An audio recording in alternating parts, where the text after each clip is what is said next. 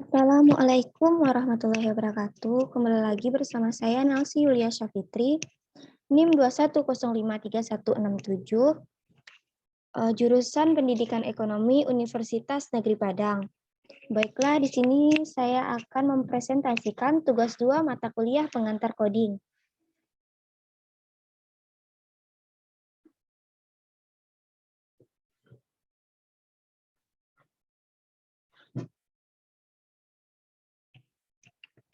Nah, kita masuk kepada materi pengantar program komputer dan tutorial pemrograman dasar.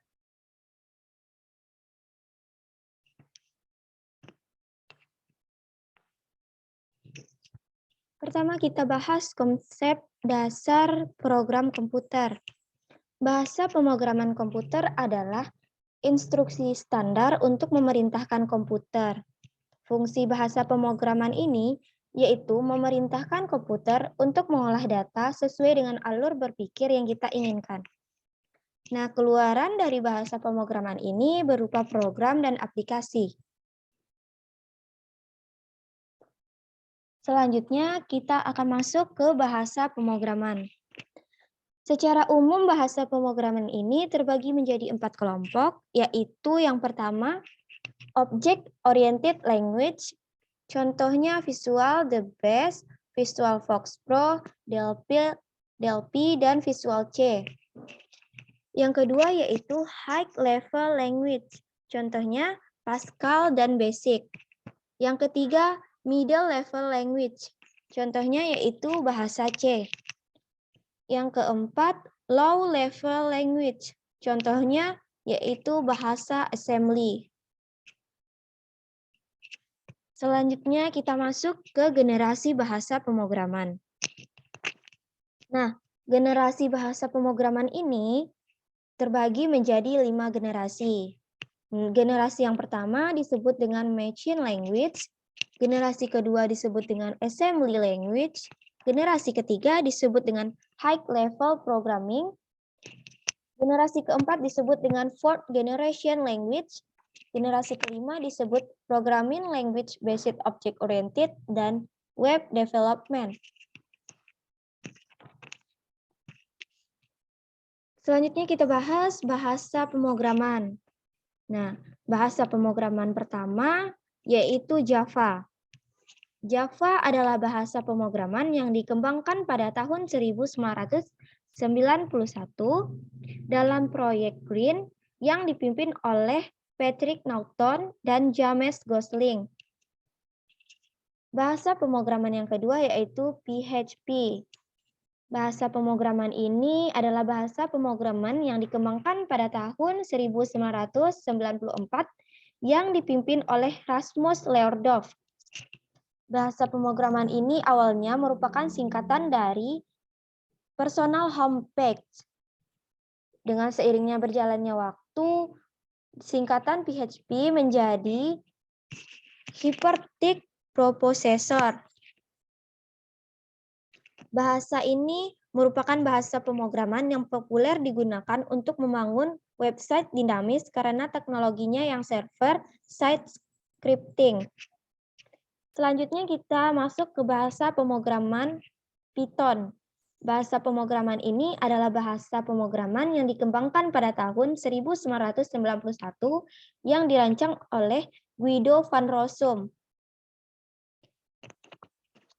Bahasa pemrograman yang satu ini menjadi populer karena mudah dipelajari dan bertenaga. Bahasa pemrograman ini merupakan bahasa pemrograman yang interpretatif yang memiliki kapabilitas, kemampuan dengan sintaksis kode yang jelas, dan fungsionalitas pustaka standar yang besar serta komprehensif. Selanjutnya, bahasa pemrograman C++. Bahasa pemrograman ini adalah bahasa pemrograman yang dikembangkan oleh Bjarne Strouss pada tahun 1980-an. Bahasa pemrograman ini dapat mengembangkan perangkat lunak yang bertenaga seperti games dan aplikasi desktop pada komputer. Selanjutnya kita masuk ke bahasa pemrograman C language. Bahasa pemrograman ini merupakan bahasa yang sudah tua, dikembangkan pada tahun 1970 oleh Dennis Ritchie. Biasanya bahasa pemrograman yang satu ini diajarkan pada tingkat awal pada jurusan TI perguruan tinggi di Indonesia sebagai penunjang mata kuliah algoritma dan dasar pemrograman.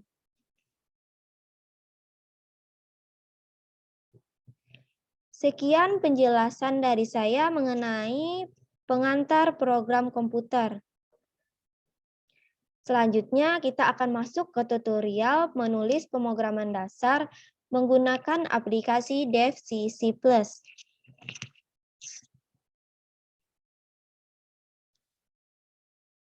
Sebelumnya teman-teman harus mendownload dulu aplikasi dari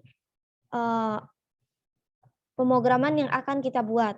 Nah, di sini saya sudah mendownload aplikasinya, yaitu Dev C++. Dev C++. Maaf sebelumnya. Nah, kita masuk ke aplikasinya.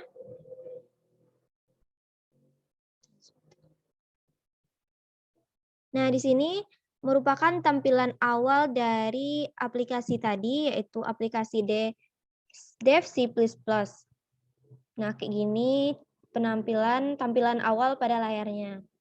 Nah, untuk membuat suatu program baru, kita pertama-tama mengklik Ctrl N.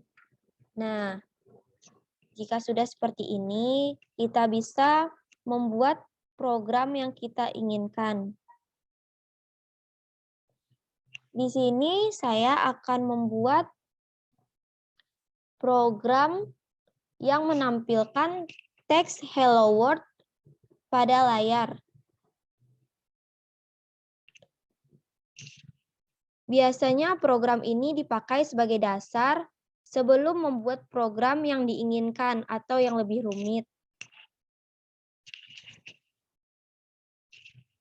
Nah, sebelumnya Nelsi sudah membuat program Hello World ini. Jika kita sudah mengetikkan program Hello World atau program lain yang kita inginkan, setelah itu kita meng-save program yang kita buat dengan mengklik Ctrl S, atau bisa juga kalian mengklik Compile and Run. Nah, di situ akan keluar tampilan kita untuk menyimpan pemrograman yang kita buat. Nah, sebelumnya yang sudah membuat pemrogramannya. Nah, seperti ini. Nanti kita akan mempraktekkan cara membuat pemrograman yang sudah tertera di layar. Kita bahas dulu apa-apa saja kode pemrograman yang tertera di layar ini. Yang pertama ada include usestream. Artinya baris preprosesor yang melampirkan file header atau library usestream ketika program dikompil. Kode yang diawali dengan pagar merupakan sebuah preprosesor. Preprosesor berfungsi untuk memberitahu kompiler untuk melakukan sesuatu sebelum melakukan kompilasi. Yang kedua yaitu using namespace std. Baris ini memberitahukan kepada kompiler bahwa program yang ditulis menggunakan standar C++ library. Tujuan dari penulisan kode using namespace std ini ialah untuk melakukan penulisan kode langsung tanpa menuliskan std lainnya, hal ini disebabkan pada IOSTEAM C++ melakukan pembungkusan semua fungsi input-output dalam namespace std.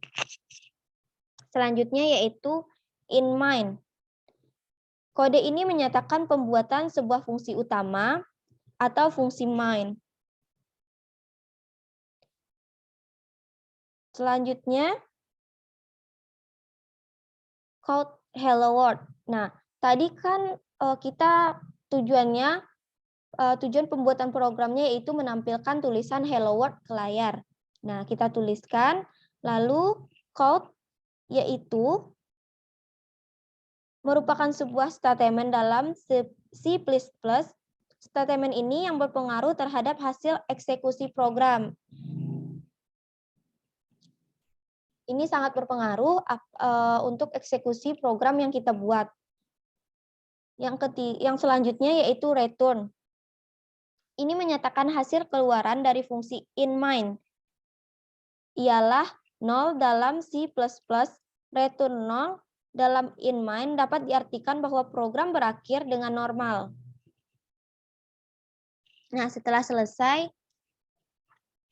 kita akan mencek apakah program yang kita buat ini sudah berjalan atau belum.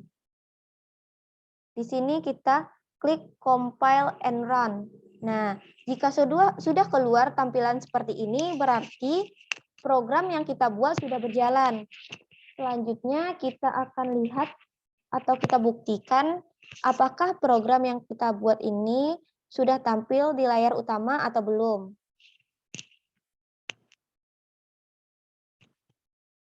Nah, ini dia program yang kita buat tadi. Ternyata sudah tampil ke layar utama. Berarti program yang kita buat sudah berjalan sesuai yang kita inginkan. Jika tidak keluar seperti ini, berarti ada kesalahan dalam pembuatan kode program. Dalam pembuatan kode program, kita harus sangat teliti, karena jika salah sedikit saja, kode program yang kita buat tidak berjalan sesuai yang kita inginkan.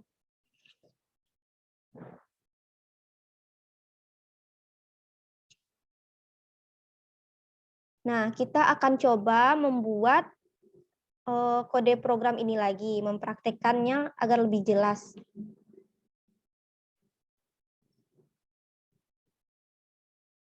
Pertama-tama kita masuk dulu ke aplikasinya. Selanjutnya, seperti tadi yang sudah dijelaskan, teman-teman bisa mengklik CTRL tambah N. Oke, kita klik. Nah, sudah keluar tampilan seperti ini. Kita bisa membuat kode programnya.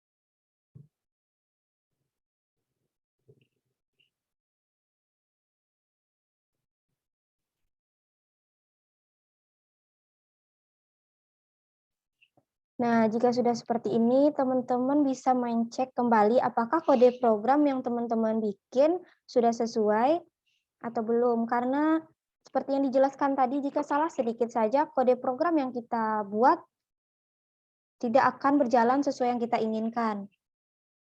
Nah, teman-teman bisa simpan dulu dengan cara mengklik CTRL plus S, atau bisa langsung ke compile and run. Nah, di sini kita bisa menyimpan kode program yang kita buat. Nah, di sini kita bikin namanya sesuai yang kode program yang kita buat. Di sini kan saya sendiri membuat kode program Hello World, menampilkan tulisan Hello World ke layar utama.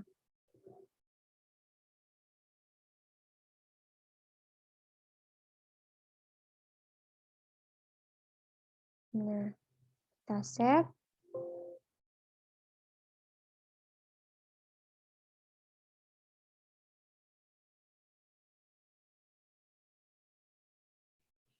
Sudah sesuai yang kita inginkan. Nah, berarti kode program yang kita buat sudah berjalan. Seperti tadi.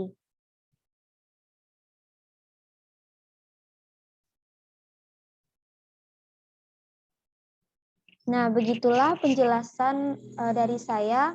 Semoga bermanfaat untuk teman-teman yang ingin tahu bagaimana cara membuat pemrograman dasar pada aplikasi Dev C++.